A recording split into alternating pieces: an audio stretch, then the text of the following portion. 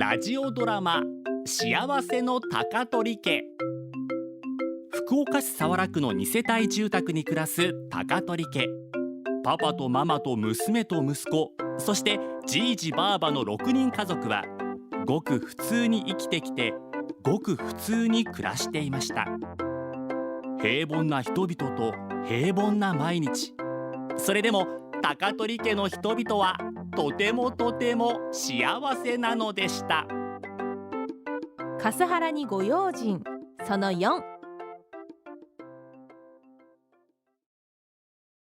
し、これで大丈夫ですわい。おお、キャスター付き組み立てラックのちゃんと組み上がったわい。悪いね幸次郎くん、ちゃんと組み立ててもらって。いやー、例には及びませんばい。もともとうちが製造物の商品ば買うてもろうて、それが組み上がらんちゅう不良品やったとですけんね。本当に礼には及ばんよね。あんたんとこの不手際やもんね。しかしうちがこの商品ば卸した雑貨屋からは、あんたんとこで仕入れた組み立てラック組み立てられんやらいうカスハラばじゃんじゃん受けてですね。それ正当な苦情な。でもクレーム処理って間違ったら大変よね。まあな、うちの会社も売っとるもんが住宅やから、やり方間違ったら被害はでかくなる。大輔、お前が営業なんやろ。会社大丈夫なんか。どういう意味かそら。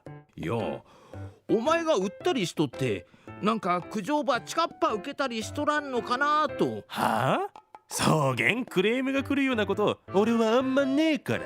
あんまってことはあるはあるんやね。心配すんなって。第一俺はあんま家売ってねえから。ははそうね、安心したばい。安心しないでください。営業が恨んでどうするよ。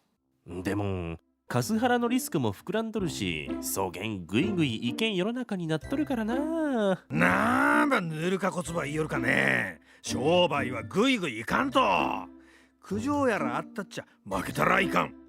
苦情ば真摯に受け止めて乗り越えてこそ正気の見えてくるとばい。お前が苦情を真摯に受け止めとるんか。苦情は受け止める。バッテンカスハラは打ち払う。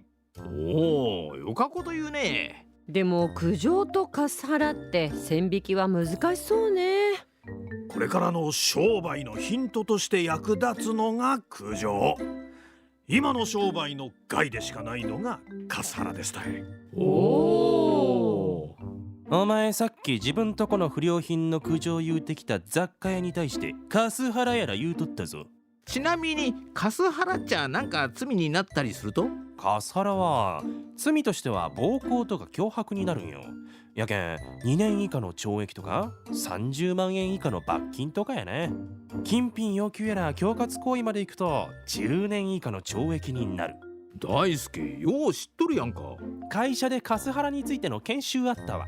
ちゃんとした会社やな。俺のおる会社を何やと思うとったん。ちゅうこつは俺に苦情ば言うてきた雑貨屋とか罪に問えるっちゅうこつかね。問えるわけねえやろ。つかお前が何らかの罪に問われるわ。